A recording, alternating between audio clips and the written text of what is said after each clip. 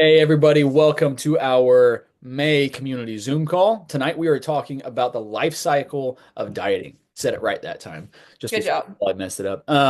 So I'm very excited about this call. I think that this is a topic that all of us can relate to in some way. We've probably been through this cycle of some point, and we're going to talk about a healthier cycle that we want to get into at the at the end of the call. But before we get into the actual call itself, Renee, how's your last month been?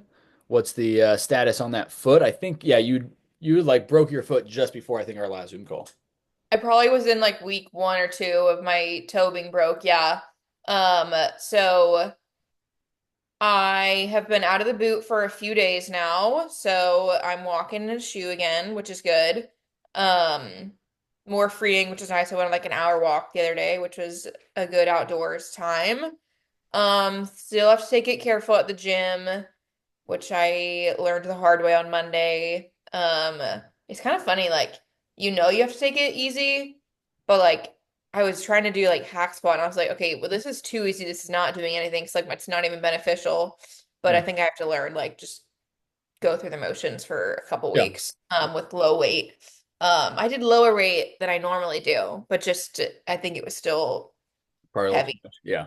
Um so it was funny today. People at the gym always ask me like, "Oh, like what are you hitting?" And I'm like, I don't know, to be honest with you. I did some abduction, I did some bicep, I did some back, I did some abs, Mix and it all in. Yeah. someone was like, "Do you normally not have a structure?" And I'm like, "No, that is the furthest thing. I always follow a plan." Yeah. Uh, so it was just kind of funny. If I can toss you a tip real quick, just because so Yeah. it's a foot injury with it. Because the past month or so, obviously, been using one foot over the other foot way more in some Yeah. way, shape, or form with it. So you definitely lost strength in the one leg more than the other leg with it, and there was probably Mhm. more discrepancies. So I would like if it was me personally, I would try to avoid like dual leg movements, like where I'm doing them both at the same time, and instead do Yeah. more single leg work, like a single leg press and like leg extensions, leg curls. You can probably get away with doing some of that stuff, but even then, if one is 20% stronger than the other right now just do more Yeah. leg stuff until you feel like the other leg is kind of caught up more stability, strength, and balance wise. And then, because I mean, if you're doing, even if you work up to doing heavier squats or heavier hack squats, you might not recognize that you're actually maybe 60% on one, Yeah. 40% on the other, and then you're going to keep furthering that discrepancy. I can tell my hips are off a little bit for sure when I was doing like landmine RDLs on Monday. Um, True but too, because you were in a boot too, so I'm sure that kind of threw off your hips as well. So maybe seeing a yeah. chiropractor as well just to get things kind of re-leveled. Yeah, but there's still some things I can't do. Like I tried to do step ups and I tried to do leg press. I can't do either of those, which Yeah. I can't do step ups. Like I should have known that Yeah. before I attempted it because you have to Yeah. land on like the tip of your toe. Yeah. Oh, yeah, that's true. I like stepped up and I was like, "Ooh, I cannot step down." So I had to like make a circle and then step down. Um, so that Yeah. was kind of funny. But other than that, not much else going on. I was doing a little cut, and then I've been more so like around my cut number, but not as strict on it just because You can't do as much anyway. Just more I can't do as maintenance. much anyways, and it's kind of like, why am I going to starve myself if I like, Hmm. and I don't starve myself. That's a bit dramatic, just so I know people know what I'm you mean. starving myself. Um, Why be more restrictive when you can't?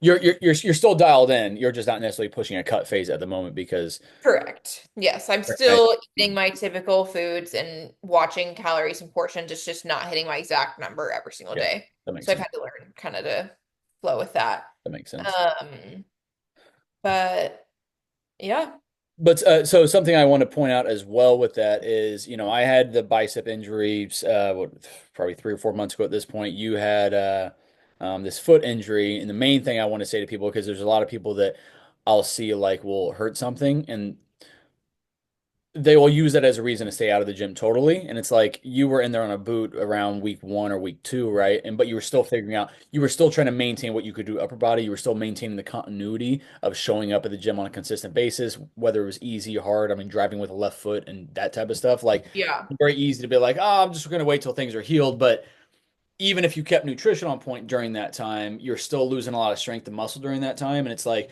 whatever we can maintain continuity wise, especially if you're earlier on in this journey, you're not necessarily at this point. It's you were itching to get back to the gym. But for some Yeah. people that, especially early on and building that continuity and consistency in the gym, you still want to show up and do what you can do. With me with the bicep thing, I couldn't do chest, I couldn't do anything upper body for a while. So I could do abs and I could do legs and I could do cardio. So what did I do? I did abs, legs, and cardio and just kind of mixed that stuff in until I could start working some upper body. And then I found what I could do and what I couldn't do and worked on the things I could do until I was freed up to do everything. And that's obviously what Renee is currently working on. So kudos to you to kind of push through that little bit of probably depression that comes with being injured anyway. Uh, Mhm. like I know I go through that myself, but then still finding a way to make sure that there's again continuity kind of in play. Yeah, no, it definitely helps because that's how I um like a lot of that's like my dopamine is like going on a walk or lifting weights or something. And so I had to kind of struggle through that moment. Like there's I think some nights too, and I said this to one of my clients the other day and she was glad I said it.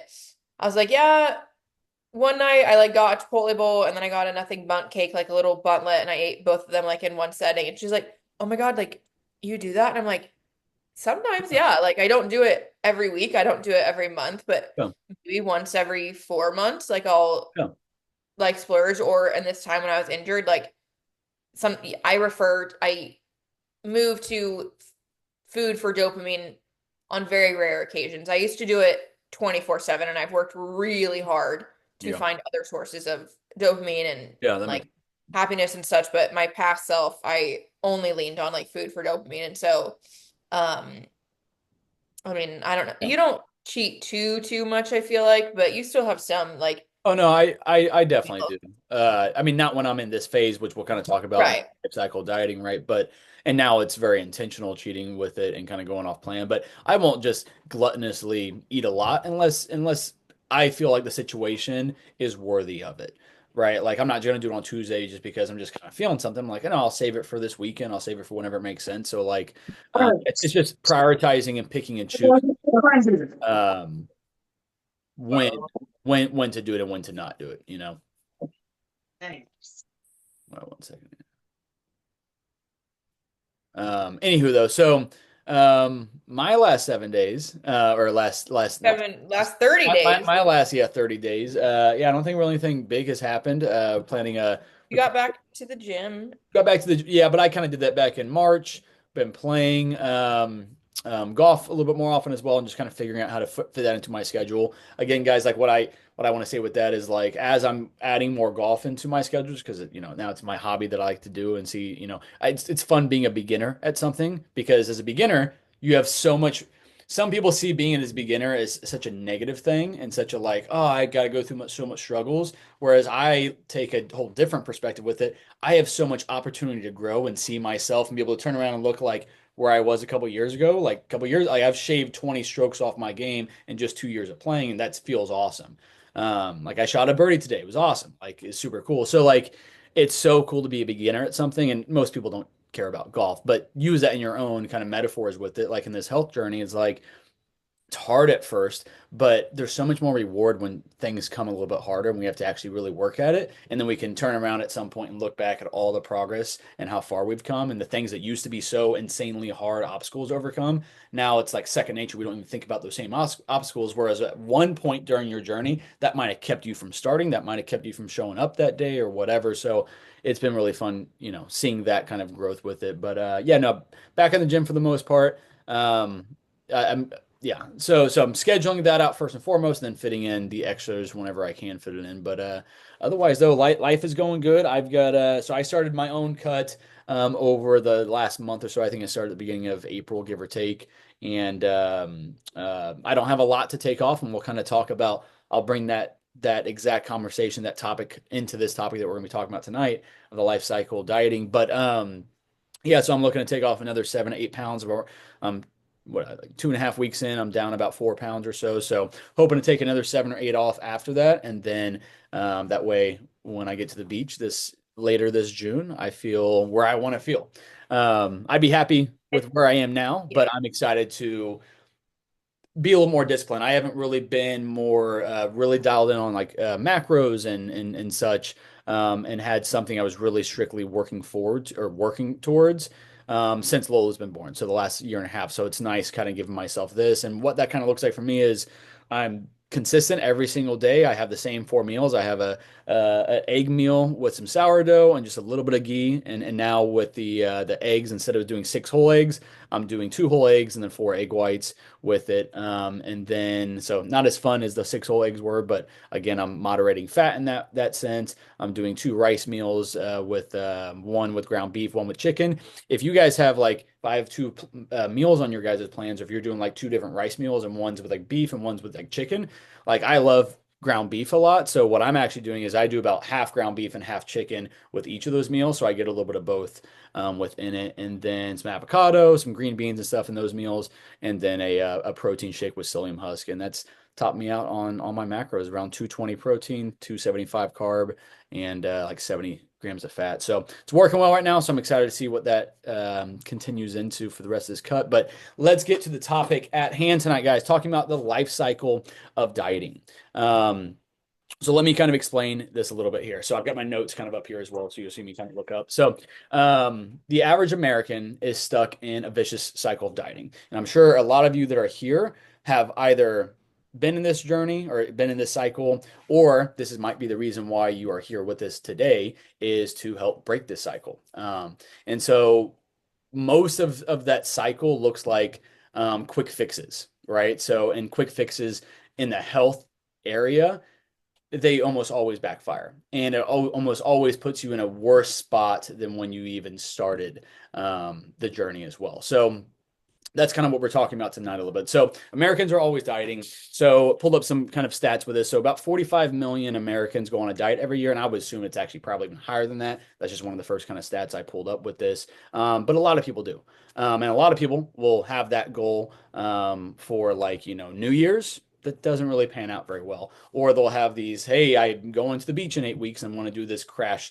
diet cut. Well, like when I'm doing that, I'm 10 pounds away from where I want to be at, and my calories are high. My body is primed for that fat loss phase. Whereas most people, they're eating kind of whatever, and then they're like, all right, I want to lose this weight, even though they've been neglecting their health and habits and nutrition for so long that their body's not in a good prime state to be able to drop that weight.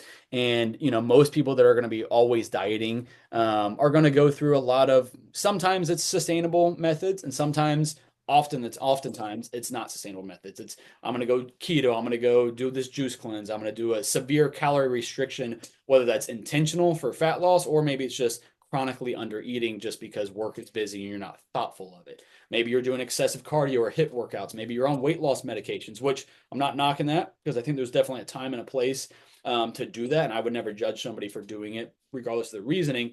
But when you rely on those weight loss medications instead of focusing on sustainable change, it doesn't replace it, right? So even if you're going to be on a weight loss medication, we have to be working on the basic pillars of health, just like if you weren't on that weight loss med. Otherwise, that weight's going to come back. Carnivore is another popular one here recently. Extreme fasting. So the list goes on and on. Those are just some, or even like 75 hard. I think 75 hard is great. It's not necessarily a diet, but it's a very restrictive and focused approach. But the reason why so many people can do it and feel successful doing it is because they bought into, I'm doing this for 75 days. And almost everybody I've ever talked to after those 75 days have passed, they have quickly, within a week or two, lost all of the habits that they were technically building during that 75 days. So anybody can do something really hard when they know there's an end date. And that's not what we're trying to do. Renee and I are not taking extreme methods that, hey, we're going to do this really crazy thing for a short period of time, because as you'll find out here, we always rebound when we take those approaches. Anything to add to that, Renee? Um, I don't no, I feel dominate. like carnivore and like animal-based diet, I feel like those aren't as extreme like dieting in my opinion. Like animal-based, I feel like is just more like whole food based. You know? Do you feel like Carnivore, or what are you saying with animal based? I don't know, animal-based is another like trend that's going on right now. Okay. Have you So heard of I animal-based? have not seen that trend. Obviously, I've seen the Oh, carnivore diet, which okay, carnivore okay. diet's essentially, meat Steak and eggs. pretty much is the main thing, right? Yeah. Just a ton of meat and disregarding You can have like butter and the ghee. yeah, You're but not getting your micronutrients. You're not yeah, getting like fiber, things like that. But yes. animal is a little bit different in the sense of like you can have like more like Greek yogurt. You can have fruit. You just don't eat like vegetables, and people just like feel better on it. So I feel like that's, I guess you're probably not including that then if you don't know about it. Yeah. Uh, Yeah. Uh, but but that very well that could be a good thing or a bad thing. But regardless, like the most important thing is this sustainable, right? right, if you And that's yeah. yeah. And even that could be an approach to lose a certain amount of weight, but then like if you go back from doing that to immediately going back to your old ways, that is kind of what we're talking about in terms of it's Mhm. all going to come back no matter what you did. So the methods that you use to get there should ideally be similar methods to what you're going to be doing and living after the fact. And if Ones that you're feel not, good for yeah, your body. Like your yeah, body may feel better on less carbs or less this, like you know what I mean? But yeah. yeah. Yeah, exactly.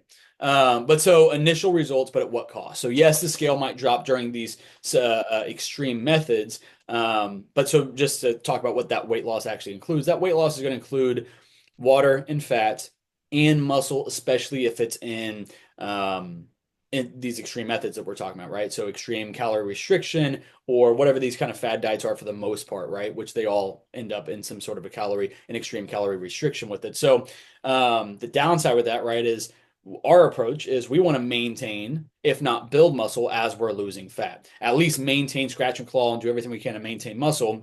And you'll find out more about why that's so important later on in this. But so kind of to get into the rest of it, though. So calorie restriction also is going to slow down our metabolism. At any level of a calorie deficit, it's going to slow down our metabolism to some extent because our body wants to regulate and get homeostasis, right? It wants to balance things out as best they can. So that's why 3 weeks ago, you were able to go into like a 2 or 3 or 400 calorie deficit. And eventually, maybe a month later, maybe a few weeks later, your body stops dropping weight. Your metabolism, your body is down regulating to what that is. And then now we have to go into another deficit or take away more food or do whatever we need to do to keep that weight loss happening. Right. So that's a Which is natural part. why Yeah. which is why we won't, if you're eating 2,000 calories a day, I as a coach am not taking you down to 1,200 calories a day and 60 minutes of cardio Just for the daily. sake of faster weight loss, because what happens with Yes, because it's not sustainable. Then you don't have like things to pull from. because And so eventually your body's going to down regulate to that 1200 calories and fight back and not lose any more weight. And then what do? Go down 1100 calories, go down 900 calories. I mean, that's mhm. less than what my 18-month-old daughter eats to some extent, right? So like we don't want to just keep whittling away. And so yes, we always want to during a fat loss phase, and not everybody here is doing a fat loss phase, but most people are, or at some point you will, right? And so we always want to keep our calories as high as we can while seeing that trend line come down because that gives us a lot more room to be able to cut from. Like for instance, I started this cut when I came into it, I was eating around 3,300 calories. I started with around 2,700 calories, so about a five, maybe 600 calorie deficit initially. Um, but I still have plenty of room to be able to cut from within that deficit that I'm not going to have to um, take extremes to be able to get off the little bit of weight that I want to. But so on top of slowing down metabolism to some extent and possibly even losing muscle mass as well as it's also going to raise cortisol. The more of a deficit and the more of an extreme way we go with it. And when we spike cortisol and we keep it elevated, that's also going to blunt and handcuff our results in terms of fat loss. And it's also going to down regulate other vital hormones, testosterone, progesterone, thyroid hormones, things of that nature. Even if we're just in an elongated, healthy deficit, but especially if we take severe approaches with these things, you're also going to feel weaker, hungrier, and more fatigued. And you're going to have little flexibility and freedom with your nutrition as well. Whereas, again, if we keep calories high as long as we can, we can keep in some sort of flexibility and variety with it. So kind of getting back to metabolic down regulation, your body's going to start fighting back, as I already kind of mentioned. Your body becomes more efficient at storing fat at this because again, our bodies are not made for 2025. They are made for thousands and thousands of years ago, where it's all about survival. We might not have access to food every single day, right? And so our bodies get really, really good at storing fat. Now, there's ways to kind of trick it and such, but again, they're going to become very efficient at storing that fat because that's a survival mechanism. And that's also kind of part of the downregulation of metabolism and hormones and such is in times of starvation or in times of a little bit of food, we don't want our metabolism ramping through the roof because we're losing all of our weight, fat, muscle, everything. We don't want to do that, obviously, or our body doesn't want it to do that. Hormonal shifts and they increase hunger and they're going to reduce fullness. So that would be like leptin levels and such. And metabolism again slows down and conserves some energy. kind of moving on with this. So the forever diet trap is kind of what this is, right? So now what after this cut phase, after whatever this extreme was that you did, or maybe not even extreme, it could just be in a healthy fat loss phase. What do we do at this point? If you're a female and we take you down, I take you down to 1,400 calories.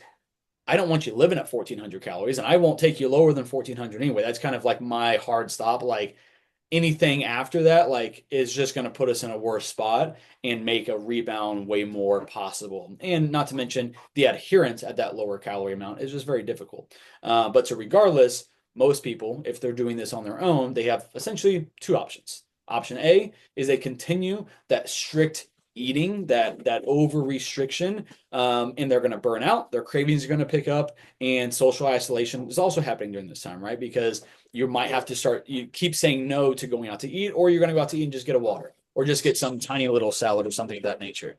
Option B, Or and you're starving yourself all yes, day yes, before said cheat indulgent meal. yes.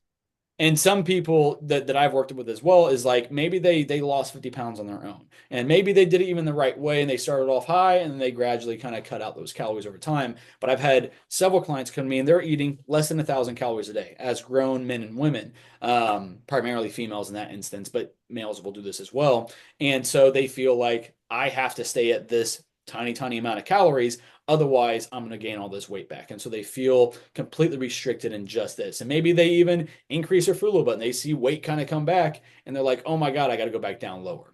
And the other option that a lot of people will end up facing, whether it's intentional option they're choosing or it's just incidental, is they revert to old habits. Again, that's my example of the 75 hard. Most people that do that, they don't maintain those habits, pretty much any of those habits, for the long term.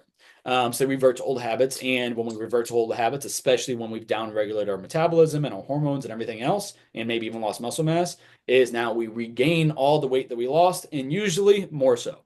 So usually, let's just say for easy numbers, somebody starts at 200 pounds, they get down to 150 and they revert to old habits. They crash and burn, whatever happens, and maybe they get sick. Maybe that was a catalyst. Maybe they went on vacation. Maybe they had that wedding that they were working really hard to drop that 50 pounds initially. But when you go back to old habits, that weight's going to rebound way faster than it took you to lose it. I remember my very first competition I did for a bodybuilding show. I started around like, I don't know, like 175. I ended up competing at like 155. And I did a 24-week, so a 6-month long, very focused meal prep, right? I didn't change my meals at all. Ate the exact same thing every single day for 24 straight weeks, and I looked fantastic. I looked great. I had a great competition, great showing. And then afterwards, after that 24 weeks of it, with only a cheat meal maybe once a week, and for a lot of weeks it was probably only one every 2 weeks. After I say no to myself for 6 straight months, I was like, I'm just gonna say yes to whatever sounds good over this next week after that show was over. And I shit you not, 1 week later, I was up 15 pounds. But my metabolism had been slowed down from 24 weeks of very restrictive dieting, and I couldn't get that weight back off. And so then I had to then do what we're going to talk about later is reverse diet, but at a weight that I didn't like being at that point. That 15 pounds I gained, I didn't gain any of that was muscle. It was all fat and water weight that I gained. So I just felt bloated after looking literally the best I've ever looked, which again is not an uncommon thing that I see people do. And even sometimes, even against my best wishes and recommendations and guidance with it, it still ends up happening every now and then. And that's our goal, right? Is to avoid that rebound. Whenever we lose weight, we want to maintain that for the long term to some extent. So the rebound effect is, again, when that weight comes back, that fat returns faster than muscle. Slower metabolism makes the new weight that we do gain, like I just said, even harder to lose. So I couldn't just go back to what I was eating before, because at that point it just wasn't going to work that way, right? And then yeah. To pause you really quick. Now, there's sometimes that people will say, and you have mentioned this as well, like a cheat meal will help boost your metabolism. Or a lot of clients come to me and they'll say, I've been cutting and then for some reason I ate a little bit more and I lost weight. So explain that theory versus what you just explained. Does that make sense? Wait, Like sorry, a small. I missed the question. What was your question? Okay, so why does a small burst in calories boost your metabolism, but a longer boost of calories make it harder to lose weight? Yeah, so leptin You know what levels I'm start saying? kind of depleting as we are as we're cutting, right? So leptin is one of the hormones that kind of control hunger and such, and also has a role in metabolism as well. So sometimes that cheat meal, we're normally not just going to we're not going to lose weight after that cheat meal like the very next day. We're going to see that kind of weight elevated with it, but it replenishes glycogen stores in your muscles, so you can actually have better workouts, do cardio longer, do work out more intensely or whatever the case is. But also, more than anything, a cheat meal is usually not even a need. It's more so for the mental standpoint, and especially trying to balance this out in a healthy, balanced lifestyle. So that's kind of a factor with it as well. As the mental game is just as important as what the physiological game is with all this. So we can actually continue to adhere to it and have things kind of look forward to outside of what our day-to-day meals are. But yeah, the leptin levels and ghrelin levels as well will be helped with that cheat meal with that little bit of a spike in a calorie with it. But only temporarily is what you're But saying. but yes, but only temporarily. Yes, exactly. Like one time, And because if you do it for a week straight, if you do it for a week straight, then especially if you're eating out, if you just simply when added good quality healthy food and you do that for a week, we could even use that as like a diet break. Like I'll do that sometimes where hey, we're actually going to take you out of this calorie deficit. I'm going to increase your calories by 500 calories every day next week and get you back up to a maintenance level as opposed to this calorie deficit. And that also will then bring down cortisol. It's going to help you relax your body. So that's another factor too to yeah. an intentional cheat meal or an intentional refeed week or refeed day or an intentional again just kind of balance out week is going to help out with your hormone levels as well, your cortisol levels, and then we can once things kind of balance out and your body feels a little more rested, then we can pull from it again. We can't just push and beat down our body. It's not going to respond at some point. We have to listen and we have to know when to pull back versus when to push forward. um, but okay, already kind of went through that one. So this is the dieting loop, right? To kind of recap everything we kind of talked about. So we started a new diet. Usually it's a very restrictive approach from a calorie standpoint or even from a food group standpoint, depending on which fad you're going with. So they start a new diet, they lose weight, metabolism slows, we regain weight because of one of those other situations. Like we eventually just say, screw it, I'm going to say yes for this week or whatever and eat out all week long. Or again, we've slowed down our metabolism and then now we're going on vacation and we're eating double the calories we were having before or whatever. And now because of that slowed down metabolism, that weight that we gain is mostly fat and water weight and just inflammation and kind of bloating that kind of comes with that as well. So like in a perfect world, myself, I don't mind cutting into my vacation because one, when I get there, I'm not going to eat crazy all week long. I'm going to be consistent. I'm going to be intentional. I'm going to eat a lot of fish. I'm not a huge drinker, so I'll still have drinks and such, but I'm not going to go crazy with it. So my calories will probably actually end up being a little bit less on that than even whenever I initially, left with the calorie deficit that I'm currently in. But in a perfect world, before a wedding that we're working for, before a vacation that we're working for, whatever that special situation is, in a perfect world, we can stop the actual cut phase a good 4 to 8 weeks beforehand and do what we're going to talk about here in a little bit, which is called the reverse diet and rebuild your metabolism without gaining any weight back prior to whatever that special occasion is. So you don't go on vacation and come back 10 to 15 pounds up. But so again, they start a new diet, they lose weight, mostly or some of that's fat, some of that's water, and some of that's going to be even muscle, especially if you take really extreme methods with it. Metabolism slows down, they regain weight, and then you start over, but at worse odds in a worse state because now your metabolism has been affected. You've lost muscle mass, which also affects your metabolism, and now you're starting over in a way less optimal position than you even started at. And then if you compound this over years and years and years, again, the cycle that most people get stuck into, every single time you do this, and especially if you take similar approaches, you're losing muscle, you're hurting metabolism, you're hurting hormones, and then you're regaining it without the same ability as before to then drop that weight as well. So that's kind of where the issues lie. Anything to add to that, Renee? No, I just want to pause to make sure everyone's understanding what we're saying so far, Yeah, as yeah, far please. as If like, you have a question, toss it in here. Courtney said, used to starve all day, eating one meal a day, then increase my calorie intake and lost weight. So yeah, that I get well in that situation, Courtney, when your body was in that kind of starvation mode with it, our body will start fighting against hang again, on like I to said the before. scarcity. Do what? hangs on to those nutrients. Exactly, exactly. But then even lose weight after that. Some of that is like you actually fueled your metabolism, so then it kind of worked with you that point. So that could be kind of where that came in there, Courtney. Um, but then, all right. So breaking the cycle and sustainable health versus quick fixes is building muscle. So these are some things to kind of take away from this is build muscle to support your metabolism. So if we're not in a specific weight loss phase, we need to be in a maintenance phase. We need to be working specifically on building more muscle. I don't care who you are, what age you are, what you do for a profession, muscle is always going to be a benefit to you, not just in your physical abilities, but also in your internal, your metabolism is going to be stronger the more muscle we have, because the more muscle we have, the more our body burns at rest and from a calorie standpoint. Eat enough to fuel your body. That's your hormones, that's your energy, that's your workouts, all those things. And then, of course, prioritize strength, sleep, and stress management. Those are always obviously large pillars in this. So, what is the fix? What is the cycle we should be in? So let's pretend that we're looking at a person that wants to lose 20 pounds, or they want to lose 50 pounds, or they want to lose 150 pounds or 200 pounds. Fat loss. After the fat loss phase is a reverse diet phase, and then it's a maintenance phase after that.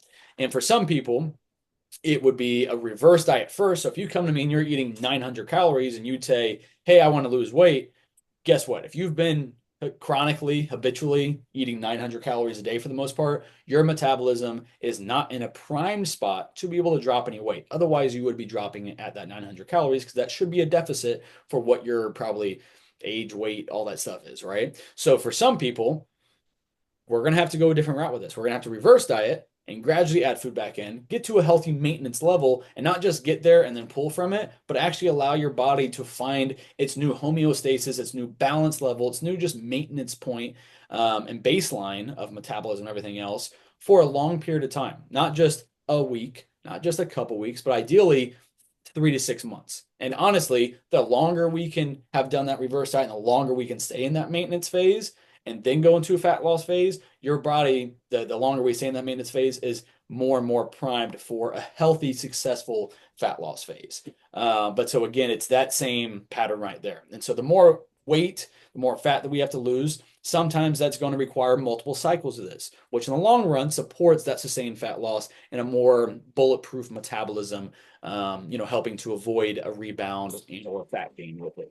So like I said, the more weight we have to lose, there's a good chance we will have to go through the same cycle multiple times. Fat loss, reverse diet, maintenance, get your calories up, relax the body, prime the body for then another successful fat loss phase thereafter. And for some people, we might have to do cycles of this, right? 1, 2, 3, or 4 cycles I've done with some people, and that is usually going to be the most sustainable way to keep that weight off for the long term, versus just powering through. Um, Anything to add to that one, Renee? Mm-mm. My neck is tight right now. So remember, quick fixes lead to long-term setbacks. Muscle is your metabolic ally. Focus on habits, not hacks, not quick fixes. So I mentioned the term reverse diet. A lot of you here, I've probably already mentioned it to you before. We might even be in a current reverse diet or have done one in the past. So, what is a reverse diet to those who don't know? A reverse diet is a gradual increase of calories after a fat loss phase to then help you restore your metabolism, to help hormone balance, to help your energy, to help your performance, without that rapid fat gain. So if we go from 200 pounds to 150, my goal during that reverse diet phase is to keep you at 155 to 150. Some people I've seen that especially are really dialed in and is focused on that reverse diet as they were the fat loss phase, they might even continue to lose weight because as we're gradually adding in food, their metabolism, their fire, their bonfire in the backyard is what I always like to kind of compare it to. We're stoking that fire and it's burning brighter and hotter, and they're actually going to be losing some fat during that reverse diet phase if it's absolutely nailed. That's not my expectation. I think that kind of sets the bar a little bit high with it. But my expectation is, again, if we go from 200 to 150, as that example, then during that reverse diet phase, we're staying within like 150 to 155. Now, the only issue, the only caveat I'll say with reverse diet is, again, this is kind of what I did after my first competition. Not necessarily that first week, but the weeks after that. And what a lot of people will tend to do is once we say, hey, let's increase calories a little bit. If I said increase, calories by 50 calories this week or 100 calories, if you say, okay, well, Marcus already he's increasing my calories or my carbs or whatever, what's another 50 or 100 going to do? Well, that's when we're going to start seeing a stair stepper in that weight because you're adding in more food than I'm adding in. During reverse diet, we have the same kind of discipline and focus as we did during the fat loss phase in order to avoid that fat gain. Um, so that's where we kind of want to have the right kind of mindset going into reverse diet, just like we did a cut phase. So reverse dieting and maintenance phases are insanely crucial for that long-term success in any fat loss journey. Um, um, and so I'm gonna go through some reasons here why they matter, why especially after a fat loss phase, that reverse diet maintenance phase are extremely important, and how they also will help prepare the body for potential future fat loss in the future if we still have more weight to take off. Again, it's gonna Pause prevent. really Oh quick. yeah, give it to me. I will say this is when it comes in handy to have a coach for the reverse dieting because so like last summer I did my cut and I kind of coached myself to a certain extent. Um, liked my cut results, and then I went on one vacation, and then the next week I was on a different vacation, and then my social life boomed somehow all at once, and I did not reverse diet, which this was kind of my first. I mean, I had cut in the past. Yeah, This was my first like intentional cut though, yeah, and I did not reverse diet. And I gained weight back, and I was drinking alcohol, which my body was not used to that. And so I gained weight back pretty fast. And so in that instance, had I had Marcus on my ass that entire time, if he was coaching me, hmm that would have been a lot more easy to stay dialed in during, because of course everyone wants the results of like a fat loss phase. You have a coach, it's helpful, hmm like great support. But then yeah, you kind of think you have more freedom when you get into this reverse diet. And so Or once you don't have that coach anymore. So if you sign up for this fat loss phase for correct. 6 months or whatever, when you see results with it, and then you leave, you're leaving prematurely because we only Correct. accomplish one phase out of at least two, if not three phases of sustained fat loss. And hey, if you are open to the idea of that rebound happening, then go and then come back and we'll help you lose it again. But each time you go through this cycle that we kind of alluded to earlier and walked you through, the next time it's harder to lose that same amount of weight. Mhm. And the next Even time, at those same calories, like yes. I Yeah. was cutting at 1600 calories last summer. And granted, this is not a great example because I only followed my cut for maybe a month before my toe, but um 1600 calories, I noticed it's not giving me as fast of results as it did last summer. Um so just important tidbit on why it's important to have support Yeah. uh after you've hit your event Yes. or Yes. your goal or whatever it Because is. in my opinion, again, anybody can choose, okay, I'm going to be really restrictive and lose some weight. And or be really dialed in. Maybe I'm just going to cut all bread. I'm going to cut sugar. I'm going to and those aren't bad choices, right? In order to kind of get that weight off initially. But um, shit, I lost train of thought of where I was going to go with that.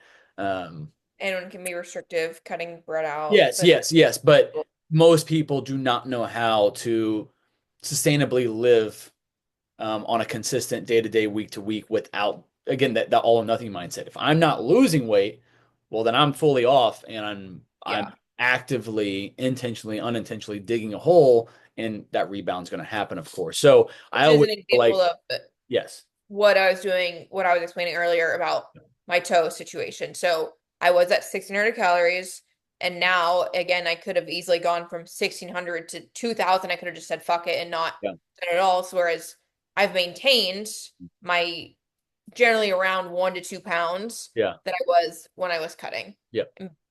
So yeah, Exactly. But yeah, I feel like reverse diets in a maintenance phase is something that a lot of people don't it's know how to really do. support. They don't know how to do because again, most people are coming to us with that all or nothing mindset. And again, that's why with our health, you can't have an all or nothing mindset.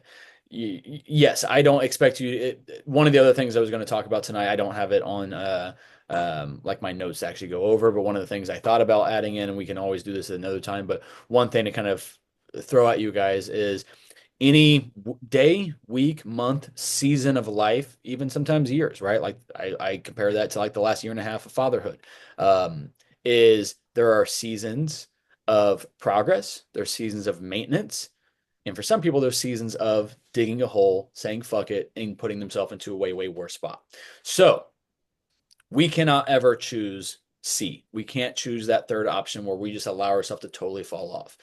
Even the hardest weeks, days, and seasons of our life, there's things that can be controlled that will help you tread water and maintain. And then there's going to be seasons where you can push and see a lot of progress. And also, there's a lot of progress in just that maintenance because if the old you used to choose C and actively dig a hole, progress would still be found in that maintenance because otherwise then you'd other be, otherwise you'd be digging that hole. So just know that we can always make progress, we can tread water, or we can dig a hole. You always have those three choices every day, every meal, every week, every season of life. So if you're aware of those three things, you can't make progress, just don't dig a hole. Find the controllables. That could just be water day to day. That could be your meal prep. That could be your workouts, whatever the case is, right? So um, kind of back into reverse dieting though, and why it matters at the fat loss is number one, it's going to prevent that rebound of weight gain. After fat loss phase, your metabolism suppressed. So jumping back to your pre-diet eating habits will lead to that quick fat gain. And a reverse diet will slowly raise that intake of calories, giving your body time to adapt and getting your baseline calorie intake up to a higher level without having gained that weight back. It's going to help restore your metabolic rate. So dieting lowers our thyroid function, leptin, which is your hunger hormone, and overall energy expenditure, and a bunch of other things. And gradually increasing calories back will help reverse this adaptation that your body's kind of gone through. This down regulation it's gone through. It's going to improve your hormonal balance, hormones that regulate your hunger. Why can I not say this word? Uh, Satiation, so like your fullness levels and stress. These things will normalize as the body is nourished with the appropriate amount of calories that your body needs. Enhances your performance and your mood. So more calories over time, right? Again, we can't just go 0 to 100, but more calories generally will equate to better calorie or better training, sleep, energy, libido, overall well-being, and just latitude, flexibility, and variety and some freedom in your nutrition versus if we lose all that weight and stay super restricted for the long term. And this is going to set that stage for consistency and motivation moving forward as well, as that mood is enhanced as well. So before jumping into another fat loss phase, your body needs time to spend at maintenance, as I mentioned as well. So this is kind of the role of what maintenance is. So before jumping to that next fat loss phase, if you need more weight off, whether it's another 5 pounds, another 25 pounds, your body needs time at that maintenance phase. So essentially reverse diet leads you to a maintenance phase. So what I look at with that, what that number is from a calorie standpoint, in my opinion, what that kind of boils down to isn't necessarily what your body needs so much as what can you sustainably do? What gives you enough calorie freedom where food doesn't feel like this chore to have to eat so much food? Like I've done exceptional reverse diet phases where I've worked my maintenance calories up to 4,000 calories. Well, now I get to 4,000 calories and I'm like, okay, I want to put on size. I want to put on more weight. I've stayed super lean as I've gradually went from 2,500 calories up to 4,000 calories. Now I'm having to force feed food in, but I want to gain weight. So how the hell do I do that? I got to eat more food now. I got to go from 4,000 to 4,500. So eventually that food becomes a massive chore and I just can't wait to go back in a deficit to get rid of having to eat that much food. So for everybody, what it kind of boils down to, in my opinion, is you have enough freedom and flexibility. We've gotten your calories up to a healthy level that you can consistently sustain, but you could also go on vacation and you could eat a lot of food and not come back 10, 15 pounds up. So that's kind of where I see that sweet spot in that we reverse diet. And once we find that calorie level that gives you all those things, that checks all those boxes for you, that's where we maintain for the long term. So it's going to help you stabilize your weight and appetite. You can prove to your body, to your brain that you can sustain that new weight without constant hunger and without that weight obviously coming back. It's going to help reinforce habits. So it gives you time to solidify sustainable eating, actually fueling your body, training and lifestyle routines as well. And then it's going to prime your body, like I said, for future fat loss. So if you still have weight to lose, when your metabolism is healthy and stable and your hormones are all healthy and stable, now you can lose fat even more efficiently the next time with fewer of these negative effects to have to kind of go through. So maybe this time around, your first time cutting and dieting and trying to lose weight, you have to go down to 1,500 calories to lose that weight. Well, what if we reverse diet? You up to 25 or 3,000 calories, and you're able to lose weight the next time you need to cut at 2,000 calories, way less restricted than that 1,500. So what I want to leave you guys with, and then obviously we'll open this up for questions and feedback, or anything that you guys want to add on. But I want you to think of your fat loss journey like strength training. You don't need to train hard every single day forever. You have rest week, you have rest days, you have deload weeks, you have vacations where maybe you're not working out and things of that nature. But your body needs those recovery periods, those rest days, those deload weeks. We need that. Our body needs that same recovery period between fat loss phases. And that's why, again, you can't come to me at 900 calories and be like, hey, I want to lose 20 pounds. Like, okay, cool. We're going to have to reverse diet, go through a maintenance phase before we can actually sustainably lose that weight without making you eat 400 calories a day and killing you. Reverse dieting maintenance phases are those rest periods. They're going to protect your progress. They're going to prevent your burnout, and they're going to set you up for more wins in the future and give you just a comfortable, sustainable spot to really live in. And again, this is where having the kind of discipline to go through the fat loss phase and then go through the reverse diet, the maintenance phase, that's going to give you everything you want, where you can have your cake and eat it too, where your body and your metabolism are bulletproof to future fat loss or future fat gain coming back at least easily. Now, if you reverse diet and go through maintenance phase, but then all of a sudden now you're eating out 5 times a week and you're drinking every weekend, you're going to gain weight back, right? Like you are massively inflaming your body, and that's going to hurt all the things that we just fixed. So you still have to come into this with the mindset of when you're making these lifestyle changes, there's no going back to drinking 4 or 5 times a week. There's no going back to eating out 5, 6, 7 times a week, right? There's no going back to going to Quick Trip and getting, sausage rolls or hot dogs off the rollers every single day. Not saying you can't do those things every now and then. Not saying you can't go out of town or go on vacation and drink every single day. Not what I would do, but I also don't like alcohol to that extent. You could go do that, of course, but that cannot be your consistent day to day, week to week. And hopefully, as you've done all this hard work for your body and overall you just feel way better and your trajectory of health and the rest of your life looks so much better, it's an easy decision to moderate those things versus kind of let yourself go back to where you came from. You don't Uh, want to swap your 80/20 for 20/80. exactly. Exactly. You still want to maintain a really healthy balance. But again, with that higher calorie freedom that comes with it, is that yeah, you're going to have a little more wiggle room, right? You still want to prioritize healthy quality nutrients, still want to prioritize protein, still want to prioritize fiber and the micronutrients from fruits and veggies and everything else. But now you have some wiggle room. So if you have an extra 500 calories, you can play with those and enjoy other foods that fit into it. But yeah, so that's what we got for you. That is the one cycle of the one life cycle of dieting that many of you have probably seen before or been through yourself. And then we have the cycle that we should all come to adapt more. We can't just be permanently in a weight loss phase for our entire life. That's not fun. And that's absolutely miserable. Not to mention it's not good for our bodies either. So what do you guys have? Renee, you got anything else to add on to that? People, No, you did great. beautiful, beautiful. Any questions, guys? Any thoughts? Anything you guys need to add in? Cool. One other thing I would note as well. We've talked about the flush on this before, where we kind of go a Mediterranean style approach and relax the body a lot. So what we didn't kind of explain is like the X's and O's of exactly how we would do a reverse diet. Simply put, without, I mean, again, it looks a little bit different for everybody, but we gradually stair step up your calories while trying to maintain your weight. Now, a faster way to do this is through the flush.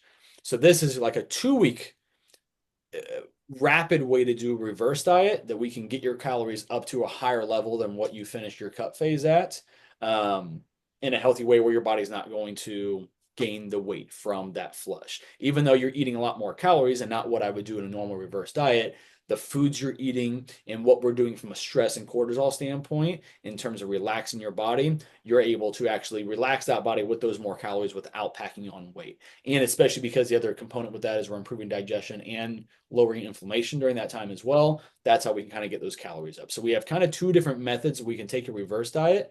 The only difference is that flush is just way more you have to be absolutely dialed into that, if that makes sense, for those couple weeks if we're going to go that route with it. But yeah, so that is everything I got for you guys. Any questions, any thoughts before I let you guys go? Thanks for being here as always, guys. All righty. Well, have a great rest of the week. And Renee, enjoy that boot.